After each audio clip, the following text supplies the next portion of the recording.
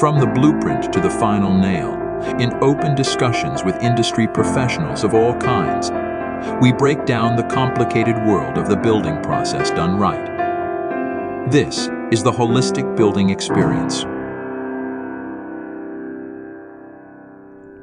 We'd like to welcome everyone to the Holistic Building Experience, where we engage in open discussion with various building professionals to better navigate the complexities of the building world around us.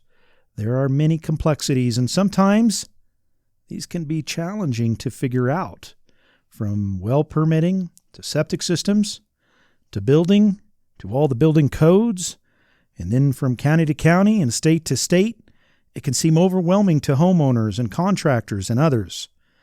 We hope we can shed some light into these areas and help you to accomplish and complete your project with a little bit more experience than you started with after listening to this experience. Today, as you listen to the Holistic Building Experience, we want to remind all of our listeners that to the extent that we are explaining building concepts, discussing permitting and other engineering concepts in this experience, the information we discuss is for your convenience only, and it is not to be construed as professional advice or replace the need to hire design and other building professionals. All of our listeners need to do their own due diligence to verify any and all of this information and should never rely on these explanations in the experiences discussed here solely without verification. Okay, so I am Joe. We just got done talking to John. John is a professional engineer in the state of Colorado, and we're sitting here with the Little Horn team. Got myself, Francisco, and John, and we are talking about the ASCE 7 hazard tool. So I'll just ask John, under what circumstances do we use this? What is this tool for? Who is it for? And when do we want to use it? Well, that's a great question, Joe. With all the counties today, all the regulations in building, it can seem overwhelming. You step into one county, they've adopted one rule. You step into another, they use other rules for building and construction. What this ASCE 7 hazard tool is it's an online tool really that I think helps unify the industry. It gives building departments, it gives people a way of unifying some of the requirements, you might say, associated with such things as snow loads and wind loads and seismic requirements, and covers other things such as tornadoes and tsunamis. The ASCE 7-22 is a minimum design load and associated criteria for buildings and other structures that has locally just been adopted to be applicable to really any construction that's going to take place after January 1st. And we're seeing more and more jurisdictions, more and more building departments adopt this ASCE 7 standard. It's an online tool. You can go online, you just Google ASCE 7 hazard tool. It'll pull right up. And many of the provisions are adopted by reference in the ICC International Building Code. And of course, structural engineers, architects, building officials, and those engaged in preparing and administering local building codes will find the structural load requirements essential to their practice. So the ASCE 7 hazard tool, it's a quick, reliable way to look up key design parameters specified in standard ASCE 7. It's easy to use. Its mapping features allow a person to quickly look up hazard data for a specific site. So you might be a homeowner. You might be looking to build somewhere, and you want to know what your wind, your tornado, your ice, rain, flood, snow, or tsunami requirements are. What are the design requirements for your site specifically? This is a tool. You can go online. You can look up all that information and see what it is so that you know how to design what it is that you're designing. And it can cover everything from buildings to other types of structures, barns and other things. Gotcha. Okay. So to be very clear, it is a tool that is used at the beginning of a project, at the outset of a project, maybe even when you're looking at a piece of property. If you kind of want to know if it's got some hazard, if it's in an area that may be considered hazardous for certain types of things like floods or hurricanes or tornadoes, and if you are planning to put anything on that property, what are you in for as far as things like snow loads, things like wind loads? Is this going to require some special expertise compared to something nearby? So like in an area with a flood, and this is connected with FEMA flood maps, or what is this connected with? It is. It does have some links to that with the flood situation. It is a very technical tool. This is a tool that really your designers are going to use, your professional engineers, your architects, people that are responsible for preparing their plans. They're going to be the ones who really are using these hazard tools, who then take the information that the hazard tool gives them and make sure that the plan that they're preparing, the design they're preparing, is meeting the requirements of your particular site as it relates to, as we mentioned, snow loads, wind loads, things like that. Here where I am, I'm in Park County, Colorado. As I mentioned, they're going to be adopting the ASCE 7 hazard tool come January, and they're going to require all people submitting plans to use this hazard tool to figure out what their snow loads and wind loads are, and then follow the ASCE standards for arriving at how the building needs to be designed. Gotcha. And obviously for other people listening, how many of them are going to be in Park County? Probably not many of them. Is this something that is being used nationwide, statewide? Is this something that you foresee? You talked about it as a unifying tool.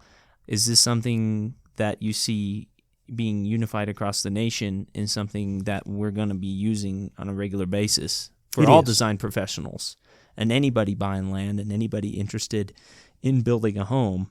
This tool will be involved at some point in the future. I believe so. I think that more and more counties, more and more states are going to be using this as a tool to develop the standards for their own jurisdictions. The maps, cover everything from New York to California, and they cover Alaska, they cover Hawaii. So it's a great tool that I think is going to really start to be used more and more as time goes on. Whereas now, each jurisdiction, you go into one state and they say, well, we've decided that our snow load is this, or we've decided our wind load is this. And how accurate is it? Who derived that snow load? Oftentimes, those snow loads or wind loads were created by someone who maybe didn't have all the information that they needed, so they're conservative, and that can lead to increased construction costs. And what if they're not adequate? What if they tell you need to use this design standard, but it's not adequate? That could lead to some serious problems. So this is a tool that American Society of Civil Engineers has created for the public to really, really help everyone to become more unified. So yeah, I think it's gonna be used more and more as time goes on. Okay. Yeah, so jumping into it then, the way that I found it, of course, like he said, you can just Google ASCE 7 hazard tool and it'll pop right up. But the URL that I am at right now is simply asce7hazardtool.online at the time of this recording. That's where it's at. So go find it. And we'll start at the top here. So we open up the web page. Francisco, go ahead, chime in. Yeah, I just had a quick question for you, John. Of course, you were mentioning how useful this tool will be for professionals when they're designing your homeowner's home and their property. But as a homeowner, I just got a piece of property. I want to use this tool. What am I looking for?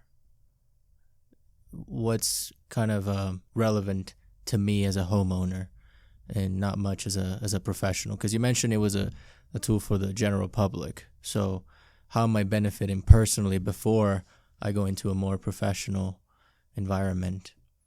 How does it benefit to me, this tool?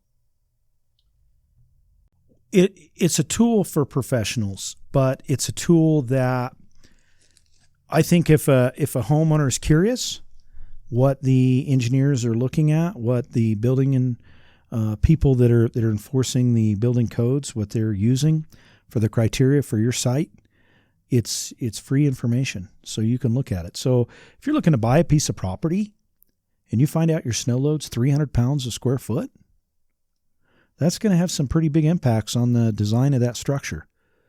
Maybe if you go 3 miles down the street in another neighborhood and you buy the same piece of property, maybe their price is the same and they both have great views and good sun exposure, but the other property has a snow load of 100 pounds a square foot, you might have just saved yourself $100,000 in building a home. So I think it has its place with the general public.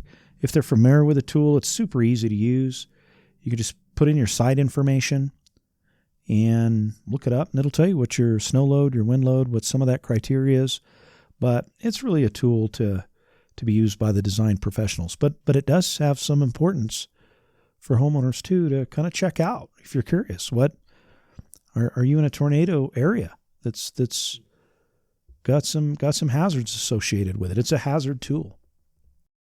Yeah, so it definitely does sound like it's worth taking a look at. If you're investing a couple $100,000, which you will be building a house especially, but even buying land, before you buy that land, might be a good idea to take a look at this just to see if there's any, especially if you worry that you're in an area prone to things like maybe you're worried about flooding or tornadoes, I know is one thing on here. Is there anything in here about earthquakes or seismic? You know, what if someone's buying something in an area where they're worried about some seismic activity? Of course, there would be, I'm sure, other ways to check on that. There's other maps, other resources out there, but kind of nice to have it all in one tool. Does this do anything with seismic or earthquake zones? It does. It goes in all of that. However, a lot of that I think is going to be fairly technical, the information that it gives.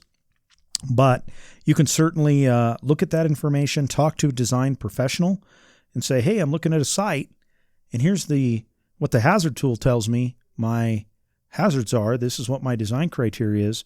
Is this bad? Is this seismic information that it gave me bad, or you think this is okay? Gotcha. Okay, so useful thing to look at. All right. So we're online here. I'm on the homepage. Let's kind of walk through it here.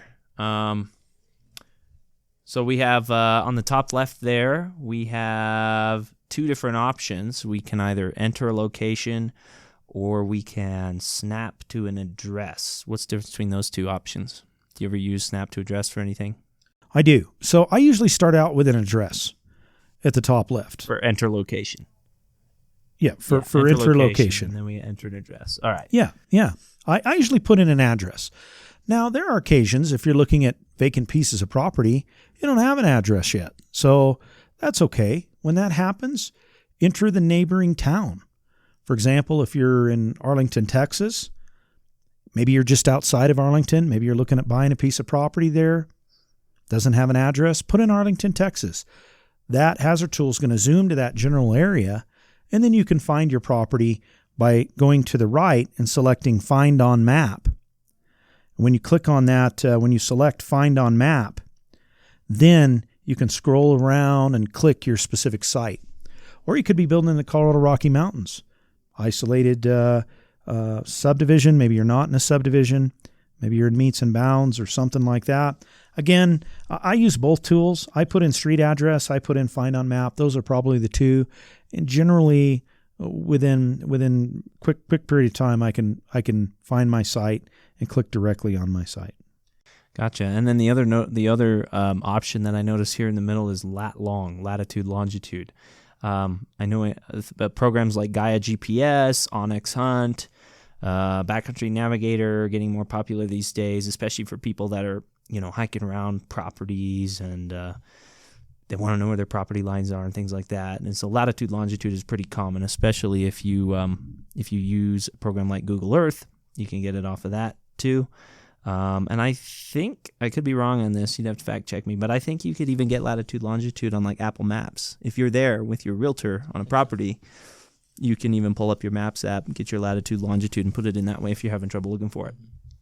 So that's a third way that you can find the property. Okay, so let's say we have our property by one of those three methods, and I'll just use our office here. We're recording for an example. So I type it in. There's an automatically populating dialog box that throws up a few suggestions. I found our office. I hit search, and now we have a few different things. So the top thing that pops up, of course, is ASCE SEI 7-22. That seems to be the default under standard version. But also in this list here, we have a drop down, and there's a few different ones. We have the 710, we have the 716, we have the 722, then we have a 4117 and a 4123. What's the difference between those? Which one should we use? So in this case, you just want to check with your local jurisdiction. You want to find out what the local building department, if you're subject to a building department, if you're subject to a standard, what they're using. In our local municipality here, they're adopting the 722. Okay, and what's the difference between these things? If we don't know, maybe we're just kind of looking at it for our own information. If, like Francisco said, maybe we're a homeowner, we're going to leave it to the design professional ultimately, but we're curious. We want to know for ourselves. Is one like more conservative than the other, or like, how, do you have a rough idea on how the data is different between some of them? There's some substantial changes between those codes, and it's really best to talk to a design professional about that. If you're interested in that, we could go on for hours discussing all of the little changes and things. But the key here is to figure out what code they're on, and that's the one that you want to pick. And if you happen to be in a jurisdiction where maybe there's not a building department, maybe you're a designer and you're looking for some design information, use this hazard tool. And I would advise using the most recent, the ASCE 722. If the jurisdiction says we don't care what you use, then I would use the most relevant, the most applicable. That's the most recent. That's the most recent standard. And American Society of Civil Engineers spent a lot of time creating this information. What a great tool for us. Okay, so and then that would imply that 710 probably refers to 2010, 16, 2016, 22, 2022. Am I correct? Mm-hmm. Okay. So we'll use the 7-22 because that's what our municipality here in Colorado uses, and that's also the most recent one. All right, right below that, we have risk category. Let's talk about risk categories a little bit. So we have 4 different options here. We have risk category 1, 2, 3, 4. What are we talking about? What are we using? So these risk categories, you can look these up in most current building codes. In the what they essentially refer to is different types of buildings. For example, risk category 1 would be agricultural type facilities, maybe certain temporary facilities, minor storage facilities, barns, things like that. Risk category 2 is residential structures for the most part. It's basically buildings that are not listed in category 1, category 3, or category 4. So your residential type structures would fall in category 2. Category 3 includes buildings and other structures whose primary occupancy is generally public assembly with an occupant load greater than 300. So it's going to be a bigger type facility, like a concert venue or something, maybe. Yeah, it includes things like that, water treatment facilities, for potable water, wastewater treatment facilities, because those are important. We don't want to have problems with those. Category 4 is some of the highest risk. That's your fire, your rescue, ambulance, police stations, power generating stations, aviation control towers, Hospitals, I think. Hospitals. Stuff like Yeah, absolutely. Okay. Critical national defense functions. So you want to go into the code, figure out what your risk category is, and then just simply put what it is. If it's a residence, you want to pick risk category 2. Yeah, and I think that's probably the majority of what this tool is used for. I think what they've done here is they have special categories set up, number 1, number 3, and number 4, for special cases of things. But I think generally, at least on a residential level, for architects, small firms, engineers, design firms, and homeowners, it's going to be risk category type 2, unless you have something weird going on, or you're building a barn. If you're building a barn, use type 1, agricultural. No human occupancy in there. Correct. Yeah. Okay. You got it. So I'll use a type 2 then. Then right next to that, we have site soil class. We've got basically a system of codes from A through E. We have A for hard rock, B for rock, BC, which I think is halfway between B and C. C being very dense soil and soft rock. We got a CD, D being stiff soil, DE, and E being soft clay soil. So how do we know what we're dealing with here? What do we put in this box? This would be another good reason to really get with a design professional, get a soil report so that they know what they're designing for. It's important not to build without a soil report. And in my opinion, if you don't know what it is, you can just select something, or you can use an online tool, another online tool, maybe Web Soil Survey or something like that to figure out what the soil is. But be aware, you really only need to know what the soil class is when you're looking up some applicable information within the hazard tool. If you're just looking for wind load, if you're just looking for snow load, like they do in the local jurisdiction, it's not relevant to the soil class. So if you're just looking for wind and snow load, as in the case of today, then you could just pick one that you think what it is. Otherwise, it's best to talk with your design professional. Okay, so then I'll just do. I'm just gonna knowing kind of the local dirt around here. I'm gonna go with a D, stiff soil, just for the heck of it.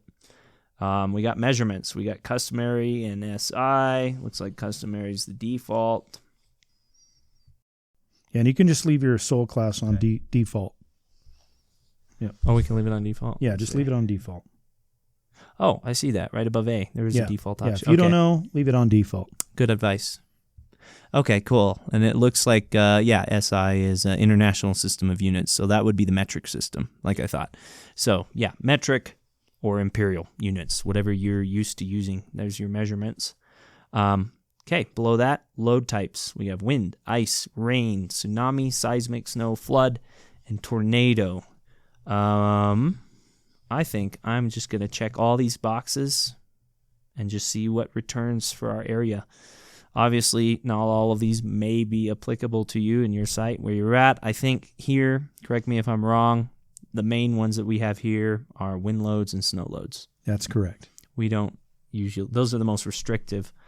So ice, rain, of course we don't have tsunami being here in inland as far as we are in Colorado. And tornado, maybe some of the stuff down Front Range, just kind of depends. But I'm curious to see what I get. So you can either click select all in the top right there on load types, or you can just individually select them. We have a view results tab. And there we go. Now we have a full list of everything, kind of do a recap of what we chose with our standard, our risk category, our soil class, and then it shows us the wind, the seismic, the ice, the snow, and we can click on details there. If I click on an overlay, I'm going to overlay the wind. we can see a visual of that, kind of in reference to other places on the map. And this is kind of interesting. Have you used the overlay tool much? Mm-hmm. I notice, okay, we'll kind of run through these real fast then. On the wind overlay, I notice, I guess I can turn my screen to you so you can see it too. We have a zone in the middle here for us. Of course, we have different shades of yellow where we're at. For our particular location, our wind speed is 105 miles per hour, and that's V ultimate, right? That's correct. V ultimate, not VASD, it's V ultimate. But in the middle there, we have this kind of shaded gray area. Any idea what that is? It could be on the legend here, but have you ever come across that?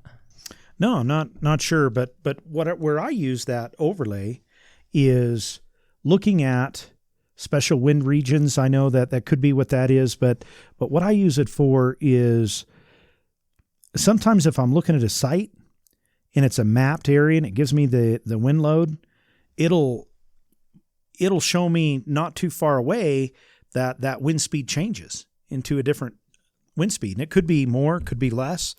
That might drive me to maybe I don't want to buy property right here if I'm in an unusual wind speed or, something like that. But as far as I know, that shaded area is just a special wind region, but I could be wrong. Yeah, I think you're correct. Based on the legend there, I was scrolling around in the legend. It looks like you're correct. That's a special wind region, which would require, or not necessarily require, but it would mean that as a design professional, you would want to pay special attention to this area. That's correct. Probably looking at local topographic maps of your site. Of course, the topography is going to influence the way that wind travels. And even though it says your wind speed is 105, maybe it's more. Or maybe it's less. Yeah. Yeah. The value that they're giving you is a 3-second gust wind speed at 33 feet above the ground. And it's for exposure C. And that's an interesting thing. You made me think of this when you said we really need to be looking at this closely. We've had some jurisdictions that allow designers to use a category B because maybe they're in an area where there's a lot of trees and a lot of other surrounding, we'll call them obstacles that might reduce the wind there. And so they take some reductions for that. But then a fire comes through, removes all the trees. Suddenly you go from an exposure B possibly to an exposure C. And an exposure C is a more worst case scenario than B. And so I just like how this hazard tool just uses exposure C. I think that's wise. Surrounding development can change. Trees can change, as we've learned. Floods can change things along shorelines. So I just like how the hazard tool uses that. And the wind speed that they give really corresponds to a 7% probability of exceedance in 50 years. And there are events certainly that could exceed what the wind speed they're giving you is, but the goal here is to try to have these structures designed to meet a standard that, for the most part, is going to be safe. It may deflect, it may what we call drift or bend or settle or crack or move when we exceed those design wind speeds, but we don't want it to fail. Conversely, if part of these tools said, hey, we don't want any failures. Okay, let's make the wind design speed 300 miles an hour. Then we don't ever have to really worry about failure unless it were a real bad tornado or something. Do we want to design all structures to that standard? That would be crazy expensive. Yeah, exactly. So understanding this hazard tool has some probabilities associated with it. They've looked at this carefully. They're giving recommendations for what these wind speeds are. So, but for design purposes, for strength design, not necessarily serviceability, we'd use that wind speed right at the top, whatever that number is that they give us. Gotcha. Yeah, and clicking on details, expanding on what you just said. So it gave us 105. If you click on details, it pulls up a little dialog box there, and now we are given a chart with a range of years. We have we have the wind speed at the top. It's suggested wind speed, the default, basically. We have a 10-year, 25-year, 50-year, 100, 300, 700, 1,700, 3,000 year, 10,000 year, 100,000 year, and lastly, million year. So what is the purpose of providing this table? Why don't they just give us 105? And also, why are they pulling from the 700 year, the MRI? What did we say MRI stood for again? Mean recurrence interval? Yeah. Mean recurrence interval. So like he just said, there's a certain probability that this will happen within that time period. So why did they choose why are they giving us the 700 year mean recurrence interval as the default? And under what circumstances might we use these other ones? So that's a great question, and I think an important one. If you remember, you picked risk category 2. Right. So this is going to basically go down to that 700-year MRI, which is 105 miles per hour in this scenario that we're looking at. And it's going to grab that and show you that that's your wind speed criteria for your risk category 2 building. If you were, for example, designing an agricultural facility and you had picked risk category 1, it's then going to use the 300-year MRI. Again, that's 300-year MRI, which is 100 miles per hour, and that's the V ultimate. If you were to pick a category 3, it's going to use the 1700-year MRI.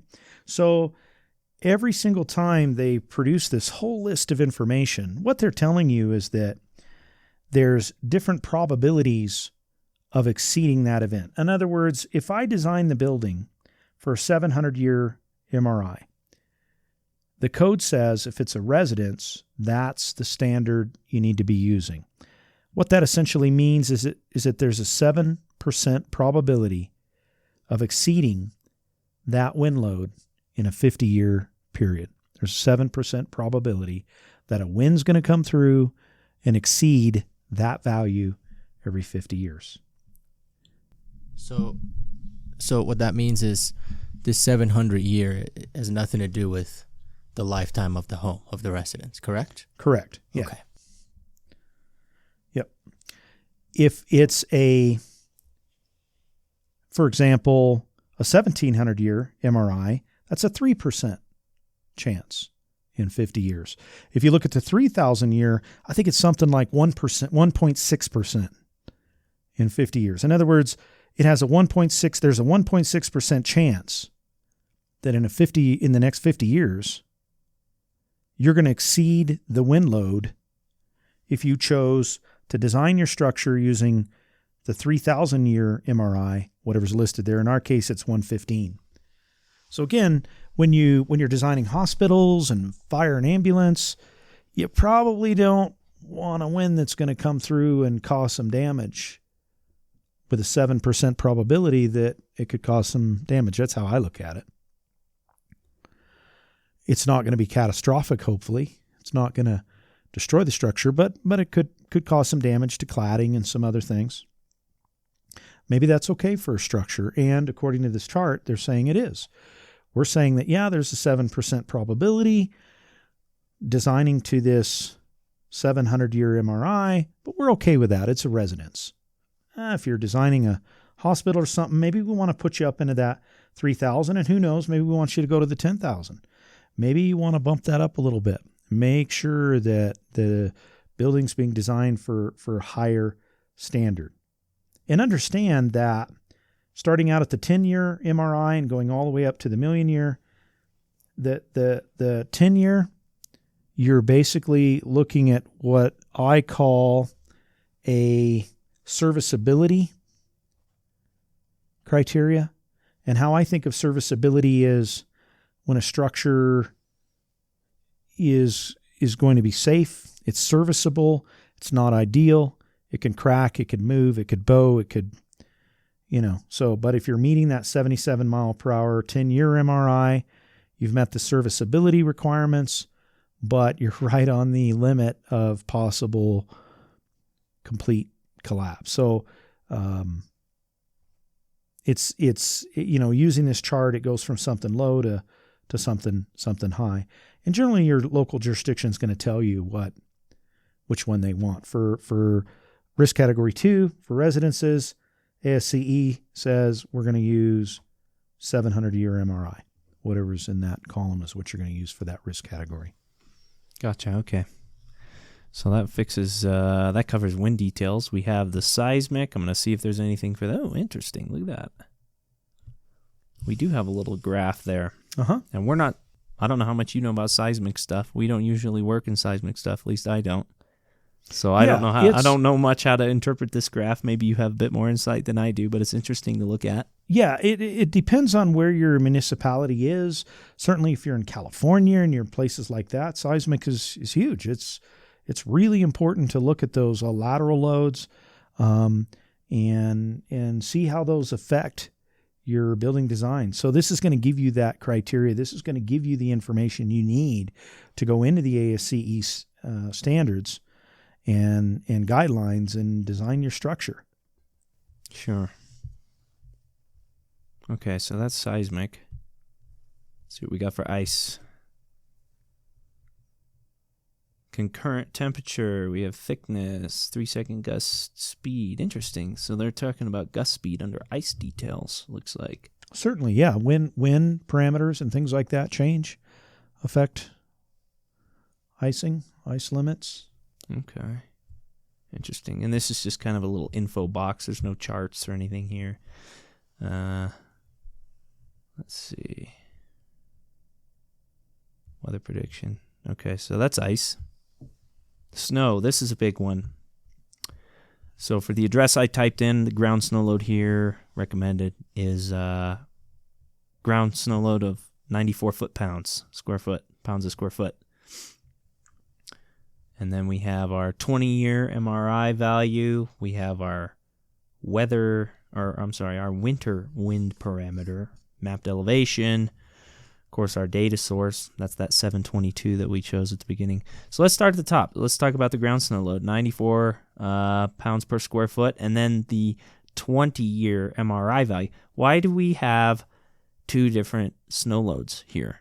Why do we have 94 and 40.6? And there's a big difference between those two. 40 points, that's less than half of the first one. Yeah, so the ground snow load, that's the value you're going to want to use in designing the structure. That's the value. I call it the strength, kind of the strength design of a structure. As engineers, they have two responsibilities for designing two states, you might say, strength and serviceability. If you're designing a structure, it's a new structure, you need to meet the strength criteria, the building codes. You're probably going to be using that ground snow load. That's going to be the criteria that you're going to use when going into the ASCE, when going into the building codes, and you're going to design to that standard. The 20-year MRI, I think of that as more of a serviceability requirement. And you think of serviceability issues as being things like, annoying floor vibrations. Maybe the structure's settled a little bit or moved a little bit. Maybe it's cracked. It's not going to collapse. It still serves. It has serviceability. In other words, to serve its occupants. It's not unsafe, assuming that all the other components are safe. But it's a minimum standard that people can look at for serviceability, I think, is why that's there. But that should be checked. I know that there's a nice, I think it's Appendix CC in the ASCE 722 standard. It's at the back of their book. They give some nice information on serviceability. So definitely encourage, if you're a designer, anybody looking at this more closely, look at that appendix. That definitely has some more information about that. Gotcha. Okay, and then our winter wind parameter. We have 0.35. What is that for? So this is a new parameter that is used in building design. I think it really has to do with the drifting of snow. And when you use the ASCE standard, when you're designing a structure, you're gonna need to know what that parameter is, so that you can plug that value essentially into the formulas that ASCE uses for determining drift coefficients and things like that. Okay, gotcha. And then lastly there, kind of down toward the bottom of the page, we have yet another snow load. This one's called ground snow loads for IRC only. And that's listed as 65.8 pounds, kind of between the 20-year and then the ground snow load that it gave us. What is this ground snow load for IRC only? So before I address the IRC, in the international building codes and in the ASCE standard, they allow you to take the ground snow load and basically apply factors to it for determining what the actual roof load is on a building.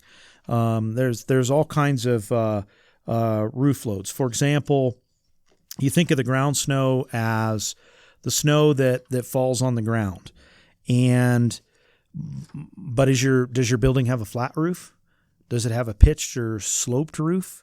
Is there snow from one roof that falls onto another roof?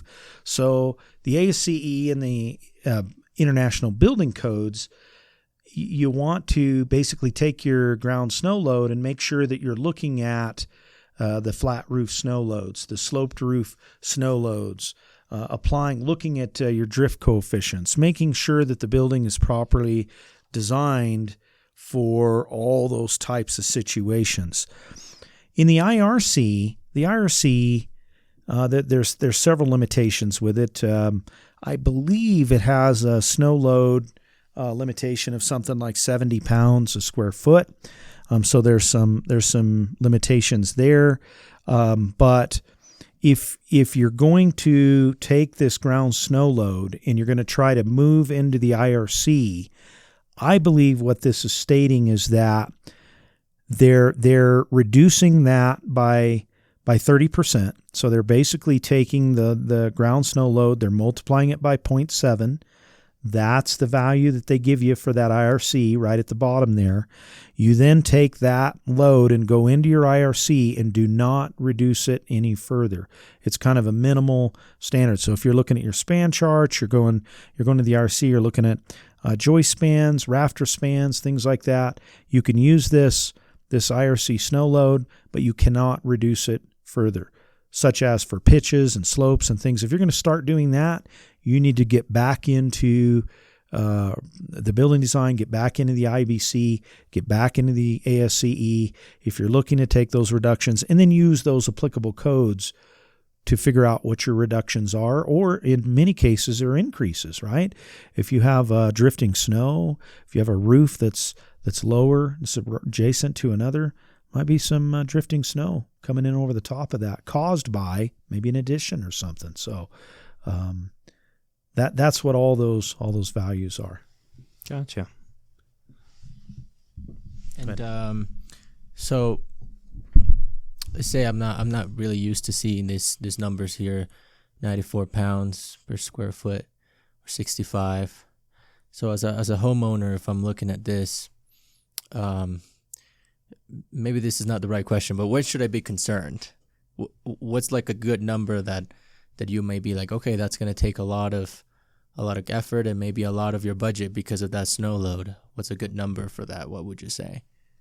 I think that's a great question. I don't know that there's necessarily a magic number or anything like that you could look at. But if I'm a homeowner and I'm looking at a site and I see a ground snow load of 300 pounds or maybe 200 pounds or higher, I want to be a little concerned. That's a lot.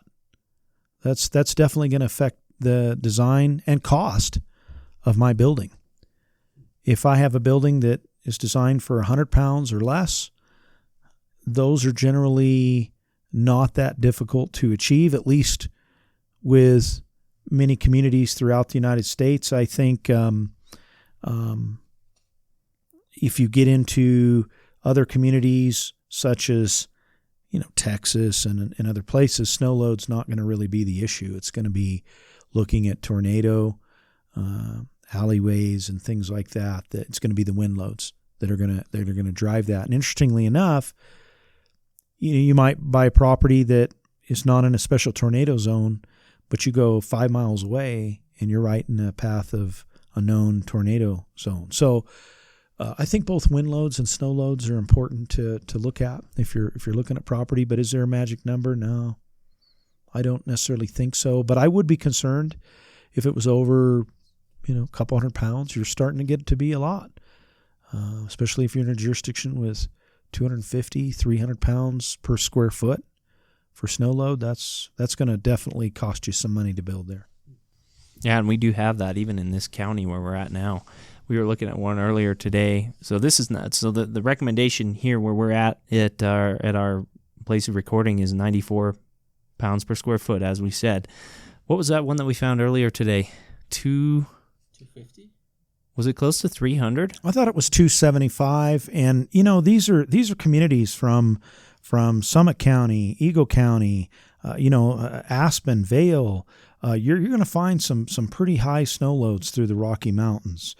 And this is a great tool. I think it's worth looking at, because I know the site we looked at today, I think it was 275 pounds, but we came 1 mile down the valley, and I think it dropped to like 140. So it went from 275 to 140.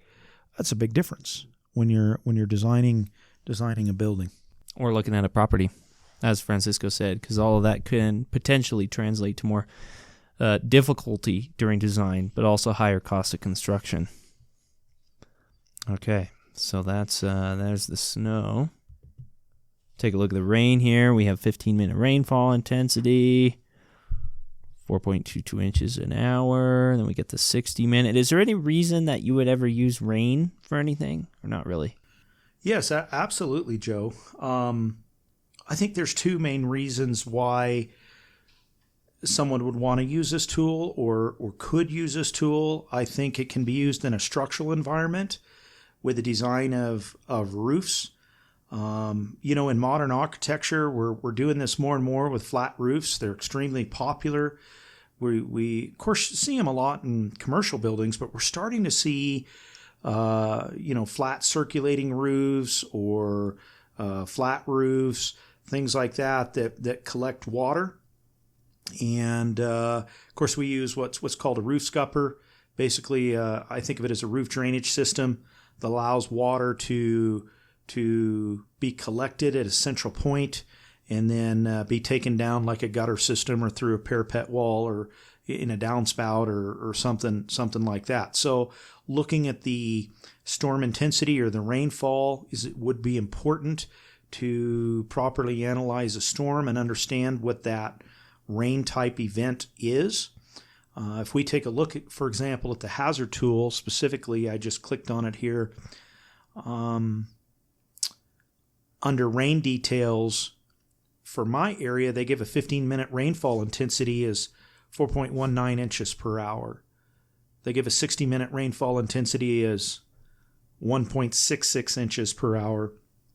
What I love about this tool is you can click right on the data source right there, and it takes you directly to the NOAA or the National Oceanic and Atmospheric Administration frequency data server. You can look at that information, a lot of technical things there.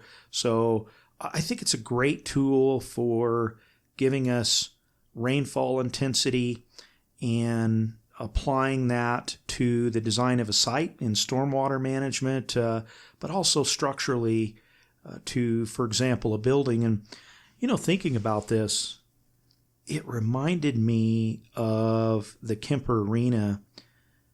It was an arena in Kansas, and I know that several inches of rain, big storm came in less than an hour. There was a lot of whipping wind, and as that rain began to collect on that roof assembly or diaphragm, it started to bow or bend, the roof did, or deflect in the middle. And as that occurred, it began to hold more rainwater than it was designed to hold. That's my understanding anyway, as to why that roof collapsed. And I think there were also, as that water began to collapse, collect, it was a result of some structural issues in bolts and connections and things like that. But a very interesting case. You might want to, if you're not familiar with that, I know it kind of rocked the architecture world, and that was in Kansas City. And I do believe that nobody was injured in that. So a neat story to learn from. Maybe neat's not the right word. Certainly, could have been a very scary event, but something that we can learn from, and hopefully, with the use of this tool, have a better understanding of rain type events and apply it structurally and on sites. Sure. Okay, I'm going to look at the flood zone here. See if we have anything for this. We're in flood zone X, unshaded. Looks like... Doesn't look like we have anything here. We're not in a flood zone. Curious to see what the overlay looks like. Typically your flood zones, if you're looking at property, you're near a drainage, you're near a river, stream, tributary of some sort, definitely important to look at the flood zone. I believe this is tied right into the FEMA map. And I think you can just click there. And on the map itself? Because I got to click on a zone here. Click on details. Yeah, just click on details. Oh, sure. And should be able to see that. Download FEMA flood insurance study for this area here. There you go. Is that what you're talking about? Interesting. Yeah. Yeah. So you're looking at a property, you're along a river, you're thinking, am I in a floodplain? And by the way, floodplain insurance is very expensive. I've seen many people come in, they look at a property, it's cheap, it's near a river, near a creek. The one up the hill is a little bit more expensive. What do you buy? You buy the one on the creek. It's cheap. I want to live on the creek. That's beautiful. Pretty, yeah. You get the property, you go to build, you find out you're in a flood zone. Now you got to carry flood insurance. You have to design your building quite differently than you would if you're building up on the hill. And that's going to add a lot of construction costs. Maybe that wasn't such a good choice. So those are the kinds of things that people do. And so this tool can help to avoid that. You can look, you can say, oh, I'm in a flood zone. Well, then what? Well, talk to your insurance company. Talk to your design professionals. Say, what does this mean for my scenario? I'm looking to build this. Gotcha. All right, tsunami. Whew. Not in map, tsunami design zone. What a relief. I was a little worried. Then tornado details, not applicable to risk category 2. Why are tornadoes details, do you think, not applicable to risk category 2? It's my understanding that they've looked at residences and just decided that it wasn't applicable to making people design to a specific standard for tornado when it was a residence only, single-family residence. If you're looking to build a school, you're looking to build other things, and it certainly is applicable. But for residences, it's decided that if we hold people to these standards, if we say, okay, you've got to build your house to withstand a tornado-type event, that's going to cost you a lot of money. And if you're in an area like that, getting a good storm shelter, something like that, not necessarily designing the whole entire house for that event, but designing a storm shelter or something like that is something that homeowners can look at. Gotcha. Okay, so I was playing around with it. What if we did say it was a risk category 3? It's still in the process of retrieving data, so maybe I'll come back to that in a little bit. But going back to what we originally had, risk category 2, our building, we have 2 options here. We have at the bottom, we have a full report and we have a summary. What's the difference between those two? If I'm a designer and I just click on summary, I just want to check the flood zone. I want to check the snow load. I'll do that. If I'm going to print a report, it creates a nice PDF. Should pop up a dialog box. You can just click OK. It'll generate a PDF, and that'll give you a summary. Basically the same thing, but it's all summarized in a nice report. And it's important to read those disclaimers that they put on there. What each criteria is designed for, what ASCE's disclaimer is for each of those requirements. Gotcha. And I'm in the process of it's building me a report here. So I'll just look at the summary while it's downloading this. And so it just puts everything in a nice, concise little box for us. Breaks it down so we don't have to, we can see it in one place. So I finally got this report to generate here. This is the ASCE 7 hazards report for our property here.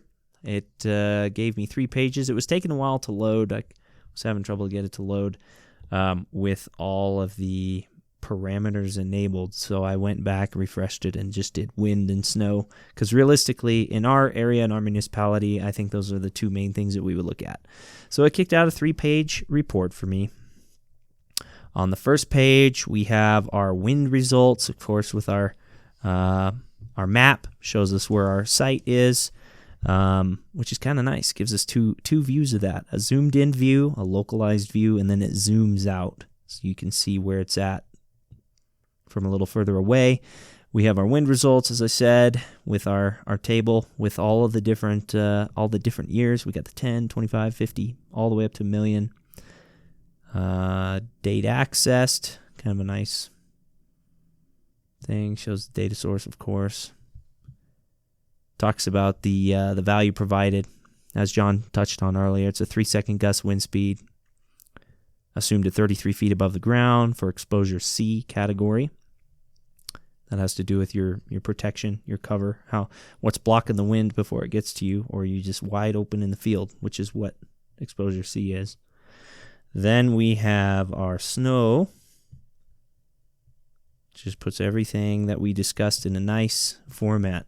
Now there's a nice little, what do you call this thing at the end? A disclaimer. Nice little disclaimer at the end of the report. Let's see. Yeah, these are always funny. I love this one. So ASCE, so I'm just reading from their website. It says the contents of this site are provided as is, and ASCE makes no representations or warranties, express or implied, of any kind with respect to this site or its contents. So it's important to really read these disclaimers. Make sure if you're a designer using this information, if you have a particular site, maybe it's at the top of the hill, you're thinking this building could really get hit with some wind. Am I just going to take what they've given me based on those probabilities, and especially if it's in a special wind region, and just run with it? Or maybe I want to bump it up a little bit. Maybe I want to use a little extra safety factor in something. Those are decisions that the engineers, designers have to make on a regular basis.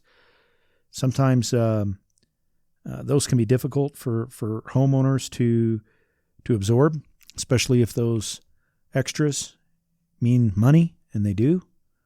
Right? If I'm designing a building, I go to ASCE and it says you need to design for 100-mile-an-hour wind speed, but I've looked at your site, I've looked at the topographical irregularities in the area, I've looked at where you want to build, you're in a special wind region, I think we should use 110 miles an hour. Having that discussion, I think, with the homeowner is important. Letting him know why. And if the homeowner or building contractor comes back and says, no, I want to use 100, then having that recorded in conversations and in paperwork or whatever, I think is important to document that stuff should problems arise later. Sure. And I think it's important to note that we're not connected with the ASCE in any way. We don't represent them. But they do have a nice thing here. I like this one. The ASCE does not intend, nor should anyone interpret, the results provided by this tool to replace the sound judgment of a competent professional having knowledge and experience in the appropriate fields of practice, nor to substitute for the standard of care required of such professionals in interpreting and applying the contents of this tool or the ASCE 7 standard. So again, having a good design professional. This is a tool. It's not a magic wand by any means, but it's a nice tool that a homeowner can reference or your design professional can use in making sound decisions on how to design specifically for your lot, your site. Yeah, and that's great. Yeah, thanks for bringing that out, Joe. That's great information. Yeah, thanks for sitting down with us to talk about it. I think we covered it pretty well. I'm just gonna check here. Of course we have I'm just going up to the bar on the very top. Of course we have a measurement tool. If you want to measure stuff, you can. You got a base map. We've got at the time of this recording, at least, we have 5 different layers. Got the dark gray canvas, imagery hybrid, OpenStreetMap, topographic map, and USA Topo map. So whichever kind of map guy you are, or girl, map girl, whatever kind of map you like, you got 5 options. Yeah, and I just wanted to say thanks for sitting down today, Joe, and for asking me these questions. Yeah, and Francisco for chiming in. Yeah, absolutely. We just like to thank everyone for listening, and there's a lot of complexities out there, a lot of more and more concepts that are, in my opinion, becoming more complex, more difficult to understand as we move into the future. But the complexities are, the purpose of this is to really protect lives. That's what it's all about, protecting lives, trying to get better and better information, better understandings of how to design buildings. And so, as we mentioned at the outset, everything you've heard today is for your convenience only. It's not to be construed as professional advice or replace the need to hire design and other design professionals. So make sure that you're doing your due diligence to verify this information, talk to your designers, talk to your building officials, and have fun. Thanks for tuning in, guys. We'll see you later.